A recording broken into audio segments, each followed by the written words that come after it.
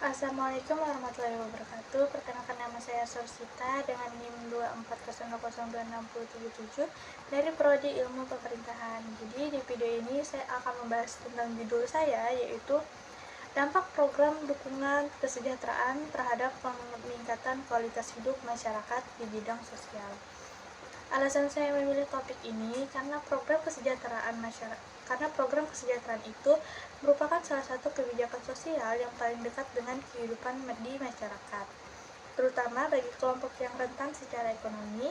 Melalui program dukungan kesejahteraan, pemerintah itu berusaha memastikan bahwa setiap negaranya itu bisa memenuhi kebutuhan dasarnya, hidup untuk lebih layak, dan berkesempatan untuk berkembang. Namun di balik itu semua, penting juga untuk menilai apakah program kesejahteraan ini benar-benar meningkatkan kualitas hidup masyarakat atau justru menciptakan ketergantungan baru.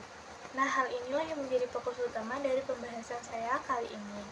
Dalam penelitian ini ada tiga unsur penting. Ada tiga unsur penting yang menjadi fokus. Yang pertama itu objek formal. Objek formalnya adalah program dukungan kesejahteraan.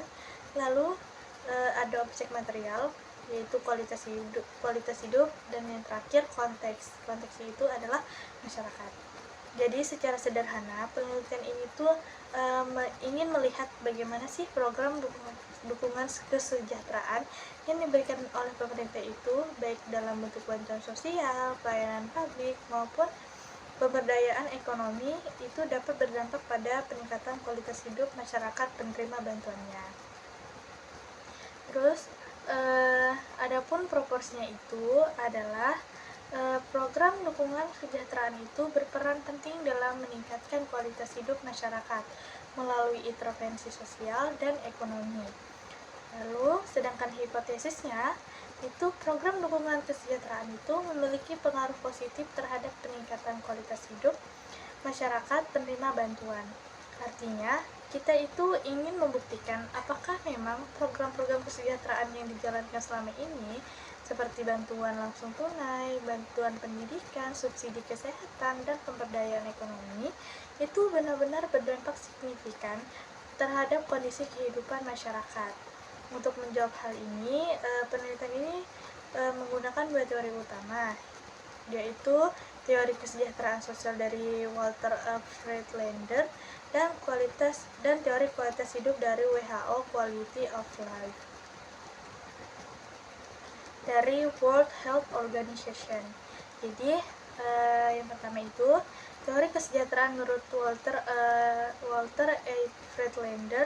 Menurut Walter A. Friedlander itu, kesejahteraan sosial adalah sistem yang terorganisasi yang terdiri atas berbagai layanan dan bantuan yang dirancang untuk membantu individu atau kelompok dalam memenuhi kebutuhan dasar mereka.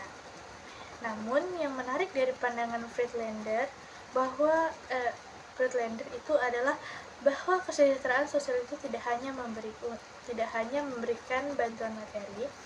Lebih dari itu, tujuannya adalah untuk memberdayakan masyarakat agar mampu untuk lebih mandiri lagi, berpartisipasi dalam kehidupan sosial, dan ikut membangun komunitasnya. Dalam konteks dukungan kesejahteraan, teori ini menjadi dasar yang sangat penting. Misalnya, dalam pelaksanaan program seperti program Keluarga Harapan, PKH, Bantuan Pangan Non-Tunai, BPNT atau BLT, pemerintah itu tidak cukup hanya menyalurkan bantuan saja, tetapi juga harus memastikan adanya unsur pendampingan, pelatihan, dan pemberdayaan agar penerima manfaat itu bisa keluar dari ketergantungan bantuan. Sebagai contoh, hasil dari penelitian di Desa Pasar Senin, Kalimantan Selatan oleh Junaidi et al. 2025 itu menunjukkan bahwa ketika program pemberdayaan ini dijalankan dengan prinsip-prinsip kesejahteraan sosial, yaitu sistematis, partisipatif, dan berbasis kebutuhan masyarakat, maka hasilnya itu akan lebih signifikan. Masyarakat itu mengalami peningkatan kesejahteraan di berbagai aspek. Yang pertama itu aspek ekonomi. karena penghasilannya itu meningkat melalui kegiatan usaha mikro. Lalu ada aspek sosial karena solidaritas dan gotong royong antara warga agar antar warga itu semakin menguat. Lalu aspek kesehatan karena akses terhadap layanan dasar ini menjadi lebih baik. Nah, temuan ini itu memperkuat pandangan Friedlander bahwa program kesejahteraan sosial yang efektif adalah yang memampukan, bukan melemahkan.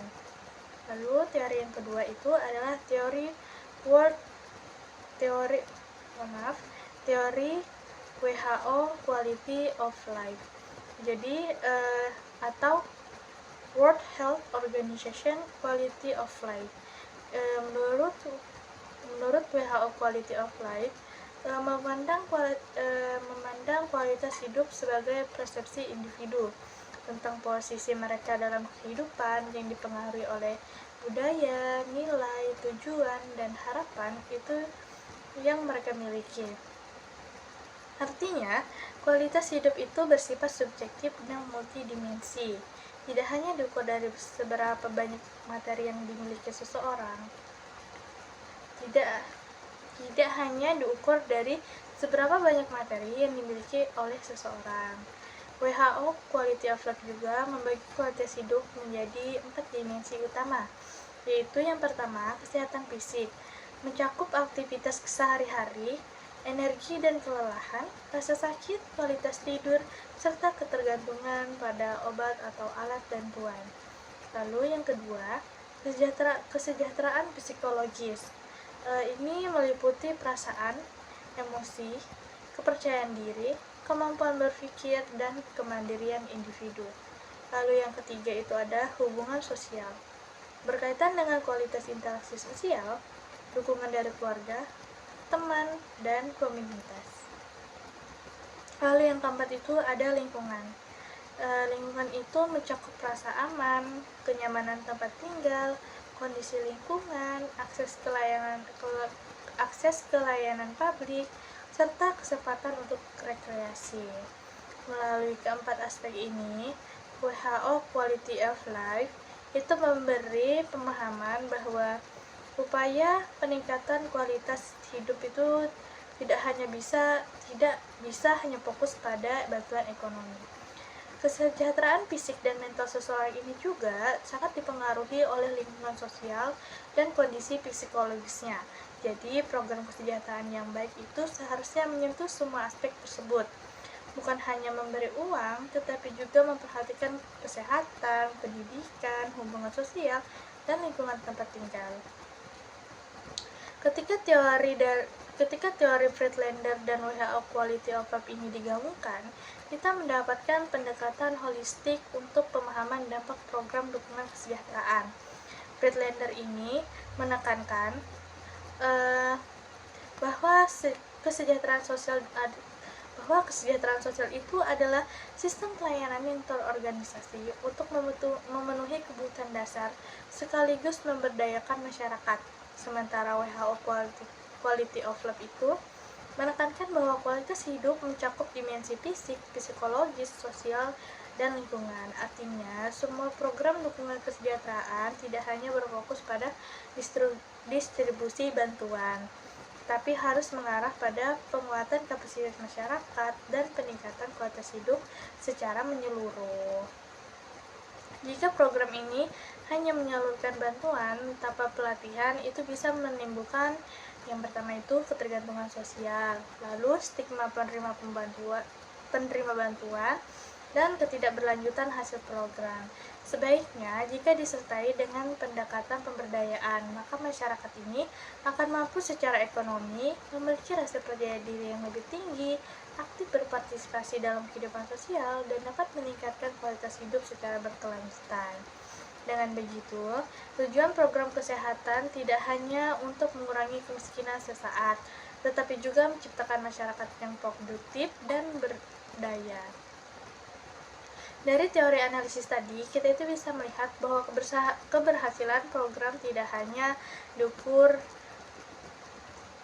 dari penerima bantuan, tapi Yang lebih penting adalah bantuan nyata dalam kualitas hidup masyarakat.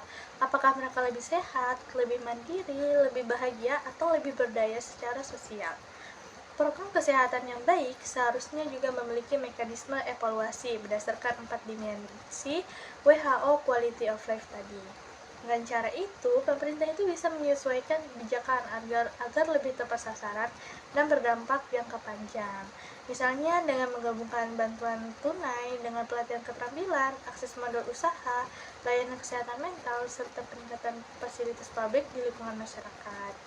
Jadi, program dukungan kesejahteraan ini memiliki peran strategis dalam meningkatkan kualitas hidup masyarakat, terutama bila dijalankan secara terpadu antara pemberian bantuan dan pemberdayaan. Dengan mengacu pada teori Friedlander dan WHO Quality of Life, kita itu bisa belajar bahwa kesejahteraan sejati bukan hanya tentang terpenuhinya kebutuhan ekonomi, tetapi juga tentang kesehatan, lingkungan sosial, lingkungan yang mendukung, dan rasa makna dalam hidup. Jika keberhasilan sebuah program kesejahteraan sejati bukan diukur dari banyaknya bantuan yang diberikan, tapi dari seberapa besar ia mampu mengubah kehidupan masyarakat itu menjadi lebih baik, mandiri, dan sejahtera secara menyeluruh. Baik, sekian video penjelasan saya tentang judul saya di bidang sosial. Terima kasih.